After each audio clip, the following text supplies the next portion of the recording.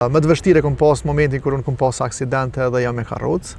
Për personat me aftësitë kufizume, shpeshherë flasin njerëz që nuk janë hiç kompetent. Ne për shembull e kemi komunën e Prishtinës e cila i ka mbi 800 punëtor, ndërsa nuk di që është një person me aftësitë kufizume i punësuar atë. Në cilën lagje të Prishtinës do më dalë me jetu në Vranjevc, te Katërlullat, Arnold Pians. Anë është mas 4 vjetë, ja ki bllokuar ai tender, ta ka foli kush në shtëpinë Marigur. Do të mundona tër jetën ti shërbej Hajvalis, se edhe kam numrin 10, numrin e njëjtë që kam luajt futboll këtu në Hajvali. Gjithashtu kemi bë aktivitete ndryshme humanitare. A ki vendos me kandidu për asamble komunale veçka që ka pare vota jote? Përshëndetje miqtë mi dhe ju shikues të shqiptar që krejnë nga Arlindi. Sot do marr në Hajvali me taku një person shumë veçantë, i cili është kandidat për asamble komunale. Një njeri i cili më ka lënë shumë përshtypje edhe me punë në Hajvali, i ka dhënë disa premtime për njerëz me nevoja të veçanta. Kështu që Elmi, çuçi je? Mirë, faleminderit. Mirë për gjithësi. Përshëndet familja. Krejt mirë. Gjithashtu, faleminderit për ftesën, faleminderit që ke ardhur në Hajvali. Më vjen mirë. Unë e kom pa që i kandidu për asamble komunale. Trego mas pari pse vendosëm me kandidu për asamble komunale. Arsyet janë të shumta, Arlen. Duke filluar prej atyre më bazike që na preokupohemi çdo ditë. Më të vështirë kom pas momentin kur unë kom pas aksidente dhe jam me karrocë. Edhe aty e kom pa, domethënë sa e vështirë është një person në karrocë të kryej obligimet e tij të përditshme. Pastaj prita shumë vite që diçka për të mirë kom ndryshu, por fatkeqësisht gjendja po vazhdon të jetë e njëjta. Dhe unë mendoj që nëse ne ngrisim zërin, edhe nëse ne reagojmë edhe nëse ne kërkojmë diçka më të mirë për komunitetin ku jetojmë, besoj që do t'ja arrijmë dhe këto kanë qenë ndër arsyet e para. Ti nëse nuk gaboj më shumë e kishin Hajvali, lagjen ku ti jeton, një prej lagjeve të Prishtinës. Po, sepse pavarësia e një personit në veçanti me aftësitë kufizume fillon prej momentit kur del prej shtëpisë. Do me thonë, na nuk jemi të pavarur realisht, sepse na nuk mundemi me shfrytëzu parkingun, nuk mundemi me shfrytëzu trotuarët, të cilat nuk janë në mënyrë të rregullt, nuk mundna me shfrytëzu trafikun urban këtu në Hajvali. Pastaj ne normalisht dalim edhe në punën e shkollimit, shkollat e cilat nuk i plotësojnë kushtet për arsimim, gjithashtu shtëpitë e shëndetit, puna, biznesi etj. Nëse nuk gaboj, Hajvali është një lagje Prishtinës me diku mbi 15.000 banor. Pse ka me të kaq shumë e shkëput me pi Prishtinës? Fatkeqësisht, unë jam lind edhe rrit këtu, edhe fatkeqësisht kam mbetë në gjendje të tillë. Të gjitha pushtetet që kanë qenë e kanë lënë të qysh pas dore Hajvalin, pavarësisht që ne këtu jemi lagje Prishtinës edhe kemi shumë banor, kemi shumë djemë të ri, çika të reja të suksesshme, kemi ekonomist, jurist mirë, sportista të mirë, biznesmen të mirë, por fatkeqësisht dora e institucioneve nuk ka arrit me prek shumë në Hajvali. Ne ende do me thonë ballafaqohemi me probleme elementare për jetë, siç janë pritorët e stacionet autobusave, mungojnë shportat e mbeturinave, nuk ka gjelbrim, ne nuk kemi një park, ne nuk tash kemi filluar një stadium, hala nuk është përfundu. Do me thonë, banorët e Hajvalis janë të lanë pas dore, fatkeqësisht, edhe nuk e bojnë një jetë si çdo qytetar i Prishtinës, fatkeqësisht. Tregom, mas pari po do të pyet çka premton ti për Hajvalin. Unë kam hime një qëllim të caktuar, i cili është që ne do t'ja rregullojmë disa probleme bazike që janë për Hajvalin. I ceka edhe më herët, do të mundohemi maksimalisht që t'i rregullojmë disa pritore për stacionet autobusave, për arsye që banorët tonë, fëmija, të moshuarit, personat me aftësitë kufizume detyrohen të presin në borë, në shi, në këto stacione. Gjithashtu, një preokupim shumë i madh i banorëve të Hajvalis janë mbeturinat. Do të thonë, na nuk kemi një kontroll duhur të mbeturinave, pavarësisht që të gjithë banorët e Hajvalis janë taksapagues të rregullt, i paguajnë mbeturinat me rregullt, ne nuk i marrim shërbimet që i paguajmë. Gjithashtu kemi mungesë ndriçimit, kemi mungesë trotuareve, kështu që këto kanë qenë arsyet bazike që unë i kam hiq soi gare edhe mendoj që ta ngres zërin që ndryshohen sa më shpejt. Mu çam ka bo çam komunit veçantë, para të arsyeve që e mort, ka lëshu përshtypje kanë qenë disa premtime që i dhon për persona me aftësitë kufizume. Cilat janë ato, tregom? Po, kategoritë më shumtë që prekën prej këtyre problemeve që i cekëm më herët janë personat me aftësitë kufizume dhe personat e moshuar. Personat me aftësitë kufizume ju mungojnë gjërat elementare për jetë. Duke fillu prej pensioneve që i kanë shumë minimale, gjithashtu te puna e pavarësisë tyne. Personat me aftësi të kufizuar nuk kanë të drejtat të cilat i takojnë. Për personat me aftësi të kufizuar shpeshherë flasin njerëz që nuk janë hiç kompetent. Ne nuk kemi një zë në kuvend komunal, ne nuk kemi një zë në Parlamentin e Kosovës që fol për ligjet dhe drejtat e personave me aftësi të kufizuar, dhe shpeshherë merren vendime pak që ne prezent hiç ato, edhe kjo ka rezultuar dhe ka dëshmuar që ato vendime që ata i kanë marrë shpeshherë kanë të padrejta dhe kanë ndikuar direkt në jetën e personave me aftësi të kufizuar.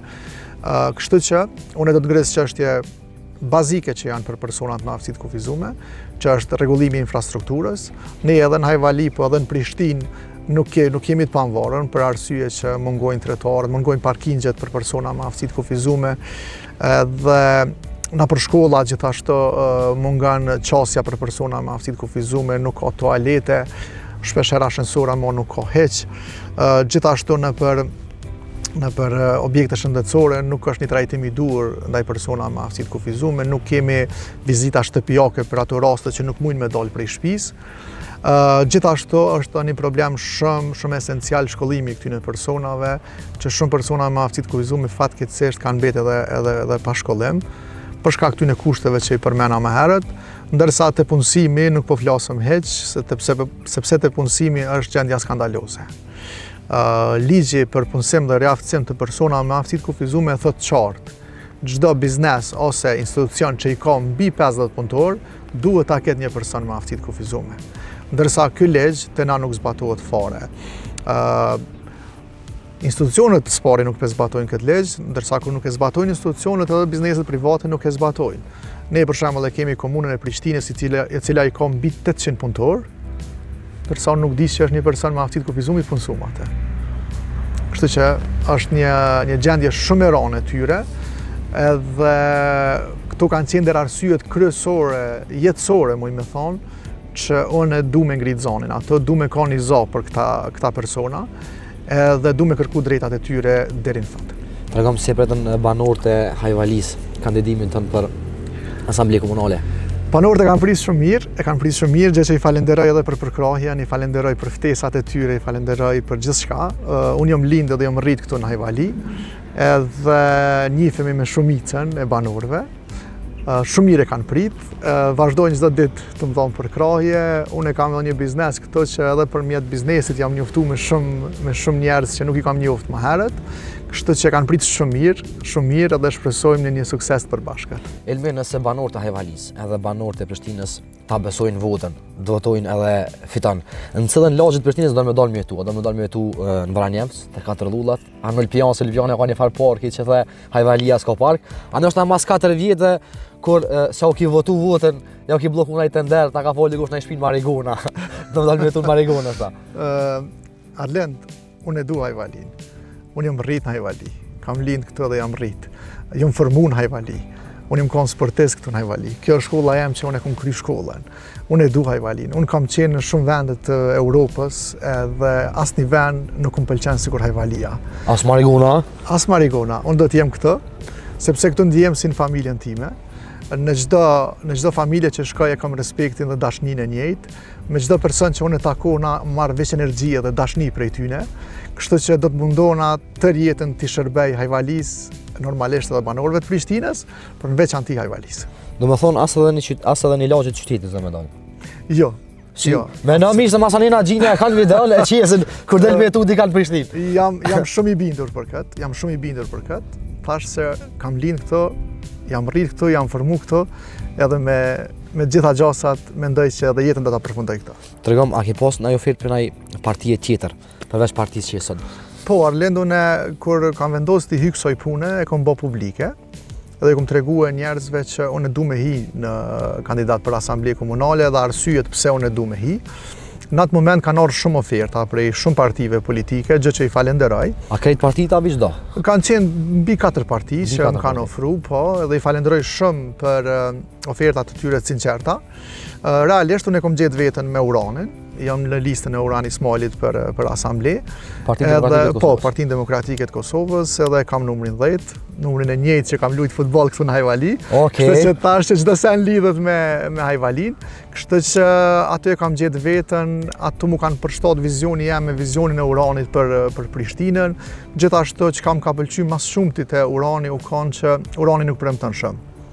Edhe kemi shembull në Ministrinë e Shëndetësisë punën që e ka bë.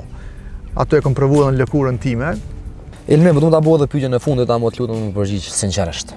A ke vendos me kandidu për asamble komunale veç shkaku që ka parë vota jote, mu pasunu, apo ke vendos me kontribu se di që me qëtë mandat ka më bëu plani zhvillimor i Prishtinës?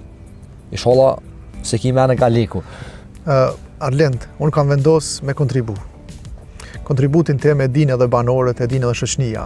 Unë jam antar bordi në klubin Prishtina e Re këtu në Hajvali. Gjithashtu kam themelu klubin tim të basketbollit me karroca në Prishtinë, quhet Prishtina e Kaltërt. Jam edhe nënkryetari i Federatës së Basketbollit. Gjithashtu kemi bë aktivitete ndryshme humanitare, kemi ndihmuar edhe QKUK-n me pajisje, me karroca, me pajisje ndihmëse. Pra kontributin tim e din se cili banor që njeh. Qëllimi im i vetëm është që unë du me kontribu për mirën e shoqërisë. Elmi, më vjen mirë mas po që takuva. Faleminderit shumë aty. Inshallah të prim fate edhe e arrit qëllimin tënd. Shumë faleminderit. Shumë faleminderit. Shumë faleminderit. Ishte kënaqësi. Faleminderit shumë Alin. Shikus në rrum kaç kishin për sot e dhe herave tjera mirëmbëjtje.